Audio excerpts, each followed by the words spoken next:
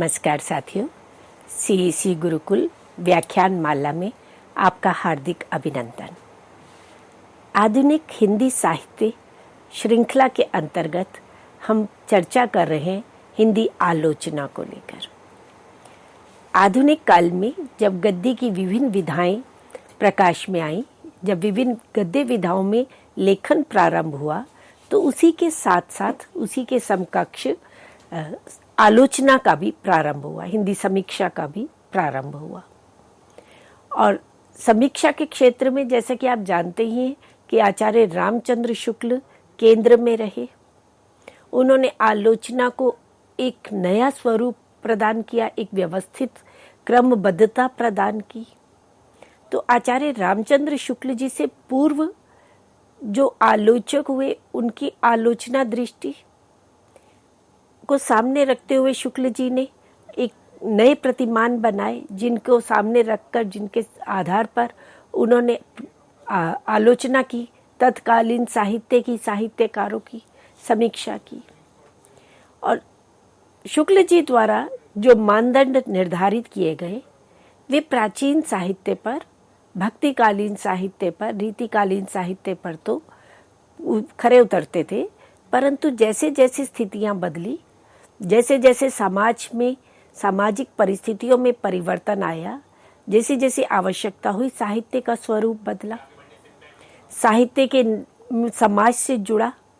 तो इस तरह से साहित्य जब समाज से जुड़ा, मानवीय पक्ष उभर कर आया, तो जो प्राचीन मानदंड बनाए गए थे साहित्य के मूल्यांकन के, वे नवीन साहित्य पर, विशेष रूप से छायावाद और छायावादोत्तर कविता पर पूरी तरह से लागू नहीं हो पाए।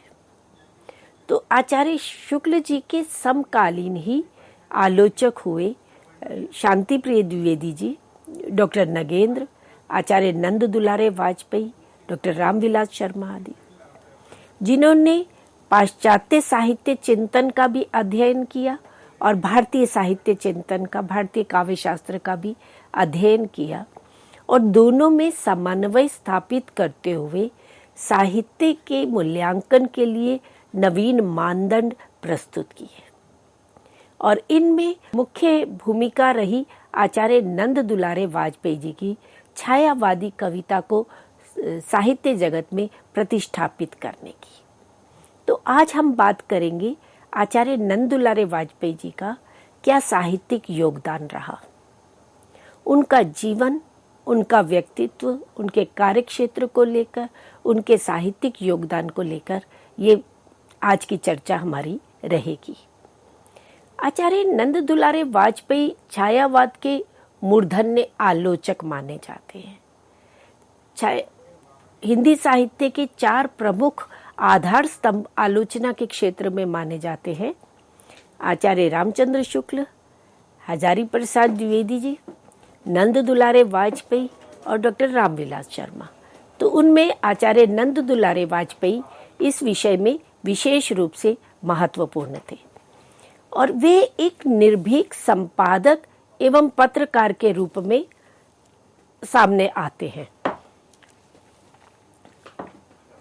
एक श्रेष्ठ निबंधकार हैं, कुशल प्रशासक भी रहे, और इनका जन्म 4 सितंबर 1906 को हुआ। मगरायर नामक गांव में, उन्नाव जिला के अंतर्गत आता है, उत्तर प्रदेश में। प्रारंभिक शिक्षा भी वहीं अपने उन्नाव जिला में ही प्राप्त की, और फिर उच्च शिक्षा प्राप्त करने के लिए काशी भी आ गए। मात्र 24 वर्ष की आयु थी इनकी 1930 में, जब इन्होंने भारत, एक साप्ताहिक साहित्यिक पत्र था, उसके संपादन का दायित्व संभाला। नवयुवक थे, युवावस्था का जोश भी था, उत्साह भी था, परंतु इनके चिंतन में एक गांभीर्य था, इनके चिंतन में एक प्रौढ़ता थी। और भारत साहित्यिक पत्र के माध्यम से इन्होंने अनेक लेख लिखे, तत्कालीन साहित्य को लेकर, साहित्यकारों की वृत्ति को लेकर, साहित्य का समाज के साथ क्या संबंध है, रचना को किस रूप में मूल्यांकित किया जाना चाहिए। तो इन विभिन्न बिंदुओं को केंद्र में रखते हुए इन्होंने इस पत्र में अब अनेक लेख लिखे और इसका संपादन का दायित्व संभालते हुए विशेष रूप से जो समकालीन अन्य पत्र थे, जैसे हंस पत्र की हम बात करें, हंस का आत्मकथा विशेषांक निकला उस समय, और उस आत्मकथा विशेषांक में नंदुलारे वाजपेयी जी भी अपना लेख भेजते हैं और फिर भारत पत्र के माध्यम से वहां उत्तर प्रत्युत्तर प्रेमचंद के साथ चलता है। और ये दोनों का जो एक साहित्यिक विवाद है वो काफी प्रसिद्ध रहा। 1955-56 में आलोचना जो त्रैमासिक एक प्रतिष्ठित पत्रिका है, उसके संपादन का दायित्व भी संभाला और उसमें इन्होंने 10 लेख लिखे जो समसामयिक साहित्यिक गतिविधियों पर आधारित थी, जो समसामयिक साहित्य को एक नवीन दृष्टि प्रदान करने वाले थे। तो इस तरह से संपादक का एक दायित्व निर्वाह करते हुए इन्होंने समसामयिक साहित्य को केंद्र में रखते हुए साहित्यिक लेखों की रचना की। हम बात करें इनके कार्य क्षेत्र को लेकर के, प्रारंभ में तो ये भारत पत्र के संपादक बने और फिर वहां से सूरदास का सूरसागर जो है उसका संपादन करने के लिए ये चले जाते हैं काशी नागरी प्रचारिणी सभा में और वहां निरंतर सूरसागर का गहन अध्ययन करते हैं, प्राचीन भारतीय साहित्य का अध्ययन करते हैं और सूरसागर पर समीक्षा भी लिखते हैं और उसकी विस्तार से भूमिका लिखते हैं। तत्पश्चात ये गीता प्रेस गोरखपुर चले जाते हैं। वहां से कल्याण पत्रिका, जो उस समय की बड़ी प्रतिष्ठित पत्रिका मानी जाती थी और जिसमें आलोचना परक लेख निरंतर प्रकाशित होते थे, मौलिक लेख प्रकाशित होते थे और साहित्यकारों को, समीक्षकों को एक नवीन दृष्टि प्रदान करने वाले होते थे। तो कल्याण पत्रिका का रामचरितमानस विशेषांक निकलने वाला था और उसके संपादन का दायित्व नंदुलारे वाजपेयी जी को सौंपा गया। तो वहां रहते हुए उन्होंने मानस का विस्तृत अध्ययन किया और उसके संपादन का दायित्व पूर्ण निर्वाह किया। फिर उसके पश्चात 1941 में ये काशी हिंदू विश्वविद्यालय आ जाते हैं और आचार्य रामचंद्र शुक्ल वहां पर प्राध्यापक थे और उनके निधन के पश्चात उन्हीं के स्थान पर इनकी नियुक्ति होती है और काशी हिंदू विश्वविद्यालय में 1941 से 1947 तक प्राध्यापक के पद पर रहे। फिर 1947 से 1965 तक लगभग 8 वर्षों तक सागर विश्वविद्यालय में हिंदी विभाग के अध्यक्ष के रूप में आपने अपनी सेवाएं प्रदान की। 1965 से 1967 तक विक्रम विश्वविद्यालय उज्जैन के उप कुलपति रहे और वहीं पर ही 1967 में इनका निधन हो गया। तो 1930 से लेकर 1967 तक 67 तक निरंतर ये हिंदी साहित्य सृजन में रत रहे। छायावाद को द्विवेदी युग से प्रारंभ करते हुए छायावाद, प्रगतिवाद, प्रयोगवाद, नई कविता तक पूरी समीक्षा करते हैं और एक नवीन दृष्टिकोण से एक तटस्थ समीक्षक के रूप में वे साहित्यकारों का, साहित्यिक रचनाओं का मूल्यांकन करते हैं। अब हम बात करते हैं वाजपेयी जी के व्यक्तित्व को लेकर। ये निरंतर अध्ययनशील रहे। संस्कृत साहित्य शास्त्र का, प्राचीन साहित्य का, इतिहास का, पाश्चात्य काव्य शास्त्र का, समसामयिक साहित्य का निरंतर न केवल अध्ययन किया, उस पर गहन चिंतन भी किया और चिंतन करते हुए उनके समीक्षा भी की। एक निर्भीक एवं तटस्थ आलोचक के रूप में वाजपेयी जी की एक पहचान बनी है। उनकी निर्भीकता पता चलती है जब वे जो छायावाद पर आक्षेप लगाने वाले थे, आरोप लगाने वाले थे आलोचक, या जिन्होंने रीतिकालीन साहित्य की या मार्क्सवादी कविता की आलोचना की, उनका इन्होंने निर्भीक रूप से खंडन किया और अपने मत की स्थापना की। तटस्थ आलोचक के रूप में आए। कोई पूर्वाग्रह से रहित नहीं, किसी वाद से जुड़े हुए नहीं है। ऐसा नहीं रहा कि एक बार इन्होंने जो अपनी दृष्टि निर्धारित कर ली, मूल्य निर्धारित कर लिए, उन्हीं पर टिके रहे। समय के अनुसार, संदर्भ के अनुसार, समसामयिकता को देखते हुए ये अपने दृष्टिकोण में निरंतर परिवर्तन भी करते चले गए। अपनी आलोचना का आत्मविश्लेषण करते हुए उसकी मूल्यपरक समीक्षा करते हैं। तो इस तरह से तटस्थ भाव से वे समीक्षा के क्षेत्र में आगे आते हैं। एक कुशल प्रशासक के रूप में भी इनकी महत्वपूर्ण भूमिका रही। भले ही वो चाहे वे सागर विश्वविद्यालय में अध्यक्ष के पद पर रहे या उपकुलपति के पद पर विक्रम विश्वविद्यालय में उज्जैन में रहे, इन्होंने अपने कुशल प्रशासन क्षमता से, नेतृत्व क्षमता से साहित्यकारों का और शिक्षक समाज का नेतृत्व किया। हिंदी भाषा एवं साहित्य के मर्मज्ञ माने जाते हैं। राष्ट्रभाषा की समस्याओं को लेकर, साहित्य के प्रयोजन को लेकर, साहित्य के विविध आयामों को लेकर इन्होंने निरंतर लेख लिखे। एक श्रेष्ठ अध्यापक के रूप में तो आपकी पहचान थी ही। लंबे समय तक, दीर्घ काल तक, जीवन पर्यंत अध्यापन कार्य में रत रहे और हिंदी सेवा में आगे बढ़ते रहे। अब हम बात करते हैं उनके द्वारा लिखी गई आलोचना परक रचनाओं की। यद्यपि आचार्य नंद दुलारे वाजपेयी जी ने स्वतंत्र रूप से पुस्तकें बहुत कम लिखी है। मूलतः वे आलोचना परक समीक्षाएं लिखते थे, लेख लिखते थे और फिर उन्हीं लेखों का संकलन करके एक स्वतंत्र पुस्तक बन जाती थी। जैसे उन्होंने 1930 से 1940 के मध्य जो लेख लिखे, जो निबंधों का लेखन किया, उनका संग्रह हिंदी साहित्य 20वीं शताब्दी इस नाम से प्रकाशित हुआ। ये बहुत चर्चित प्रसिद्ध पुस्तक रही है नंद दुलारे वाजपेयी जी की समीक्षा दृष्टि को समझने के लिए और अद्यतन हिंदी साहित्य को, 20वीं शताब्दी के हिंदी साहित्य को समझने के लिए, एक पाठकों के लिए, साहित्यकारों के लिए, शिक्षकों के लिए विशेष रूप से उपयोगी पुस्तक है।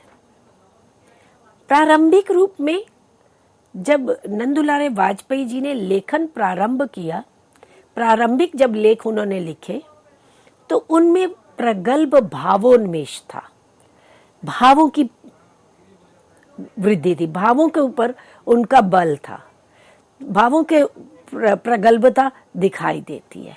पर धीरे धीरे जैसे जैसे उनकी चिंतन दृष्टि का विकास होता है, वैसे वैसे ही वे भाव से फिर वस्तु की ओर वस्तुन्मुख हो चले जाते हैं। और ये अंतर हम देखते हैं उनकी दूसरी रचना जयशंकर प्रसाद में, जो 1940 में प्रकाशित हुई। हिंदी साहित्य 20वीं शताब्दी में वे भावोन्मुखी समीक्षा कर रहे हैं, पर जयशंकर प्रसाद तक आते हुए उनकी दृष्टि का विकास होता है और वे वस्तुन्मुखी दृष्टि की उनकी बढ़ती है। और इस तरह से प्रसाद जी की जो वस्तु परकता है, ऑब्जेक्टिविटी है, उसको ध्यान में रखते हुए ये समीक्षा करते हैं। नीतिवादिता और शास्त्रीयता के स्थान पर आनंदवादी और स्वच्छंदतावादी दृष्टिकोण को अपनाते हैं। वाजपेयी जी से पूर्व, चाहे वो द्विवेदी काल रहा है या भारतेंदु युग रहा है, उस समय की समीक्षा आदर्शवादी थी। शुक्ल जी के समय में सैद्धांतिक समीक्षा रही, काव्य शास्त्रीय मानदंडों पर रचना की समीक्षा की जाती थी। पर वाजपेयी जी ने पहली बार नीतिवादिता और शास्त्रीयता के स्थान पर आनंदवादी और स्वच्छंदतावादी दृष्टिकोण को अपनाया। इसलिए इन्हें स्वच्छंदतावादी आलोचक भी कहा जाता है, इन्हें सौष्ठववादी आलोचक भी कहा जाता है, क्योंकि इन्होंने रचना में सौंदर्य दृष्टि को विशेष महत्व दिया। सत्यम और सौंदर्य की बात करते हैं, सत्यम शिवम सुंदरम की जब बात है तो सत्यम और सुंदरम, इन पर इनका विशेष बल देते हैं कि जब रचना सत्यम और सुंदरम से युक्त है तो शिव तत्व उसमें स्वतः ही आ जाता है। तो इस तरह से इन्होंने आनंदवादी और स्वच्छंदतावादी दृष्टिकोण को अपनाया। इसी तरह से तत्कालीन गद्य के क्षेत्र में मुंशी प्रेमचंद आ गया है। उनके उपन्यासों, उनकी कहानियों को, उनकी भाषा शैली को, उनके विषय विवेचन को केंद्र में रखते हुए इन्होंने प्रेमचंद पर अनेक लेख लिखे और प्रेमचंद पर इनकी स्वतंत्र पुस्तक आई, प्रेमचंद एक साहित्यिक विवेचन, जिसमें इन्होंने प्रेमचंद की शैली का, उसके कथानक का, वस्तु विधान का, उसमें यथार्थपरकता का विशेष रूप से समर्थन भी करते हैं और प्रेमचंद के जो कमजोर पक्ष हैं उनकी ओर भी पाठकों का, समीक्षकों का ध्यान केंद्रित करते हैं। तत्पश्चात इनकी रचनाएं 1950 में आधुनिक साहित्य, साहित्यिकों, साहित्य धाराओं और साहित्य सिद्धांतों का इसमें विशद विवेचन मिलता है। आधुनिक साहित्य विशेष रूप से 20वीं शताब्दी में रचा गया साहित्य, उसका अगर साक्षात समीक्षा देखनी है, उसके प्रति पाठकों ने एक दृष्टिकोण बनाना है, तो उसके लिए नंद दुलारे वाजपेयी जी की ये रचना आधुनिक साहित्य विशेष महत्वपूर्ण है। छायावादी रचनाओं को लेकर प्रगतिवादी, प्रयोगवादी, नई कविता के साहित्यकारों का, उस साहित्यिक प्रवृत्तियों का, साहित्य की विविध धाराओं का और साहित्य के विविध सिद्धांतों का वे निरंतर एक तटस्थ दृष्टि से बिना किसी पूर्वाग्रह के विवेचन करते हुए आगे बढ़ते हैं। अभी हमने मित्रों बात की थी कि नंद दुलारे वाजपेयी जी काशी नागरी प्रचारिणी सभा में एक लंबे 4 वर्षों तक रहे और वहां उन्होंने सूरदास के सूरसागर का गहन अध्ययन किया और फिर उन्होंने महाकवि सूरदास इस नाम से उनके सूरसागर का संपादन किया और एक विस्तृत भूमिका भी लिखी। और इसी के साथ साथ कल्याण पत्रिका के रामचरितमानस विशेषांक का भी ये संपादन करते हैं। 1965 में इनकी एक बड़ी प्रसिद्ध रचना प्रकाश में आई, कवि निराला, जिसमें कवि निराला का जीवन, उनका व्यक्तित्व, उनकी रचनाएं, उनकी काव्य की विकास यात्रा, उनकी रचनाओं के विविध काव्य रूप, काव्य भाषा, कला, दार्शनिकता आदि विभिन्न पक्षों पर ये चिंतन करते हैं। प्रसाद और निराला का तुलनात्मक मूल्यांकन भी नंद दुलारे वाजपेयी जी करते हैं, क्योंकि उस समय जब प्रसाद और निराला थे, और जैसा कि आप जानते ही हैं कि निराला जी जितने ओज के कवि रहे, जितना उन्होंने कविता को एक उत्कृष्ट ऊंचाई पे पहुंचाया, उनका व्यक्तिगत जीवन उतना ही अधिक संघर्ष में रहा।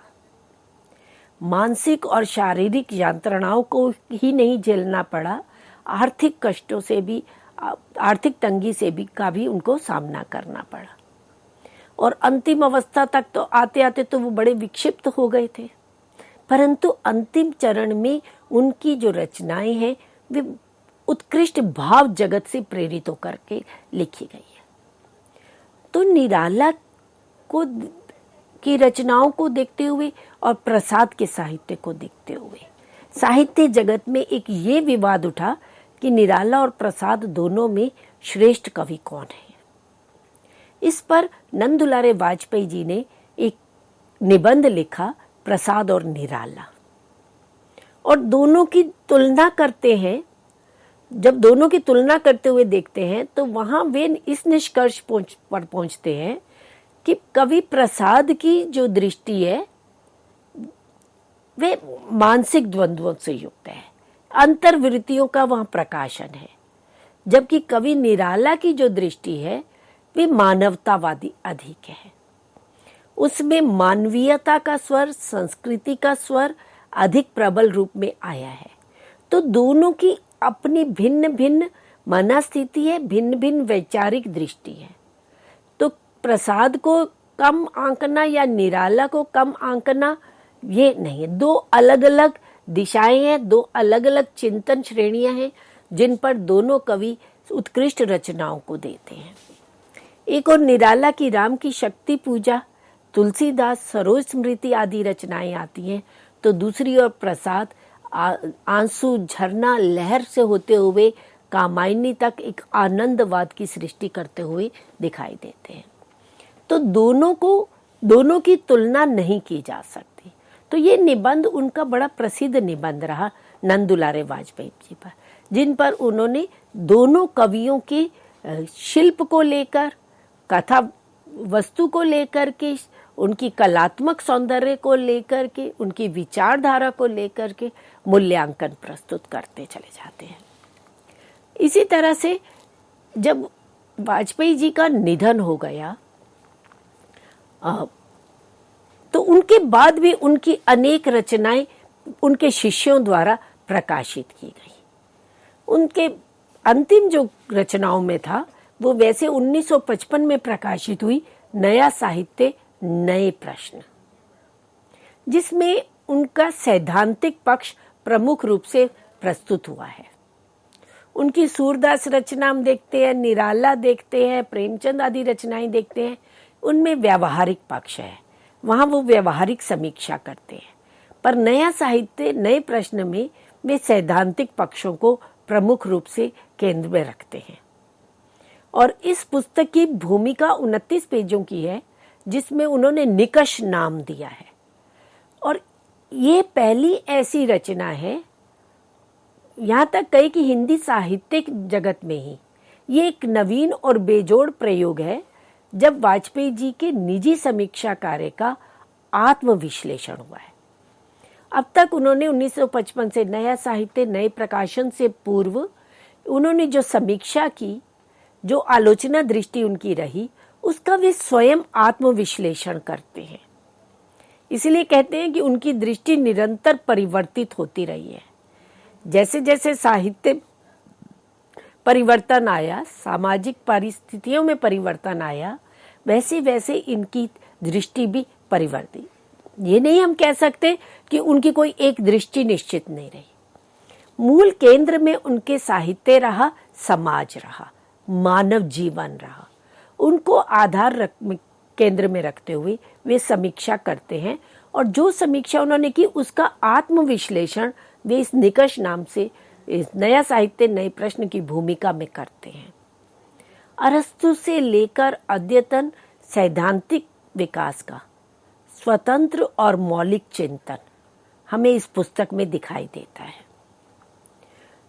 भारतीय काव्य शास्त्र की एक अलग परंपरा रही, संस्कृत की एक समृद्ध परंपरा रही, जो संस्कृत साहित्य पर, या हम कह सकते हैं हिंदी के प्राचीन साहित्य पर, तो वे पूरी तरह से खरा उतरती थी। उस कसौटी पर तो वे रचनाएं लिखी गई।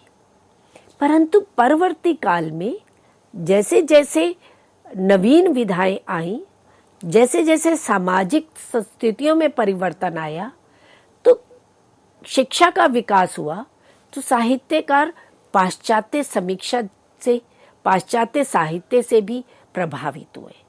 तो जो पाश्चात्य साहित्य चिंतन था, जो अरस्तु से लेकर और युंग, एडलर, मनोविज्ञान, मनोविश्लेषण परक जो साहित्यिक विवेचन है, तो उनका भी गहन अध्ययन वाजपेयी जी करते हैं, और उसका समन्वय भारतीय काव्य शास्त्र की परंपरा से करते हैं।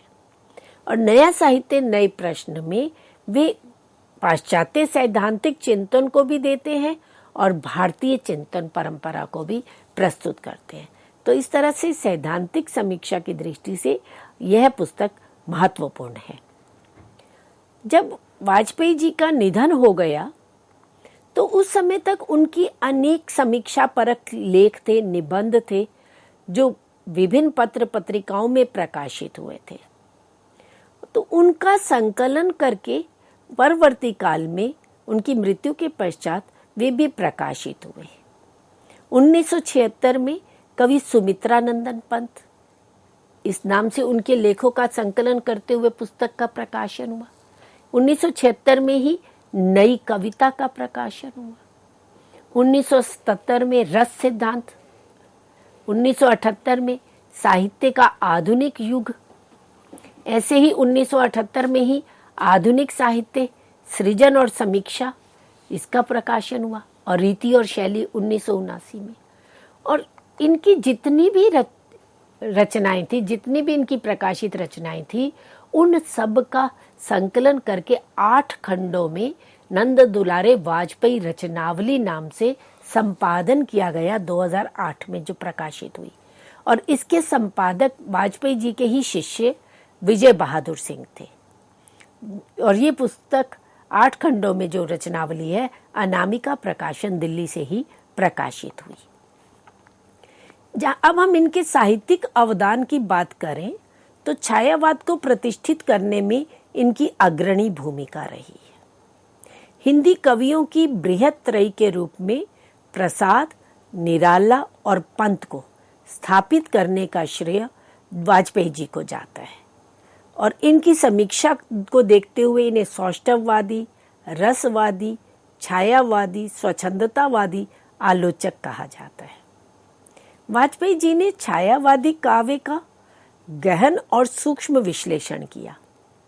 छायावादी कविता के नए जीवन दर्शन, नई भावधारा, नई कल्पना छवियों, नवीन भाषा की ओर साहित्य समीक्षकों, पाठकों, साहित्यकारों का ध्यान आकर्षित किया।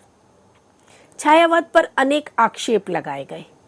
किसी ने उसे पलायनवादी काव्य कहा, किसी ने उसे मधुचर्या का काव्य कहा, किसी ने उसमें अध्यात्म की रहस्यवाद देखा।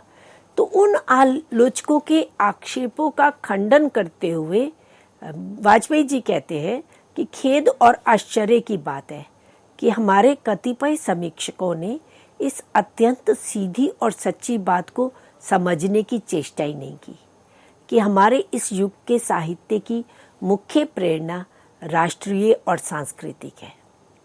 राष्ट्रीयता ने हमारे समस्त सामाजिक जीवन को अनेक रूपों में आंदोलित कर रखा था और हमारे कवि और लेखक भी इस दुर्दमनीय प्रभाव से बच नहीं सकते थे। तो इस तरह से छायावादी कविता को नव जागरण से जोड़ने का कार्य इन्होंने किया। और इनकी निष्पक्ष और तटस्थ आलोचना को देखते हुए गणपति चंद्र गुप्त जी ने इन्हें अपने युग का सजग समीक्षक कहा। भारत साहित्यिक पत्र में प्रसाद, पंत और निराला की कवित्व प्रतिभा, उनके व्यक्तित्व, कल्पना, संवेदना पर आलोचनापरक निबंध लिखे। पूर्व प्रचलित समीक्षा पद्धतियों की समीक्षा करके आपने नवीन समीक्षा शैली के नए प्रतिमानों की स्थापना की। तो इस तरह से मित्रों, अभी हमने नंद दुलारे वाजपेयी जी के व्यक्तित्व को, उनकी रचनाओं का परिचय और उनके साहित्यिक अवदान पर बात की। उनकी आलोचना दृष्टि क्या रही, इस पर हम अपने अगले व्याख्यान में बात करेंगे। धन्यवाद।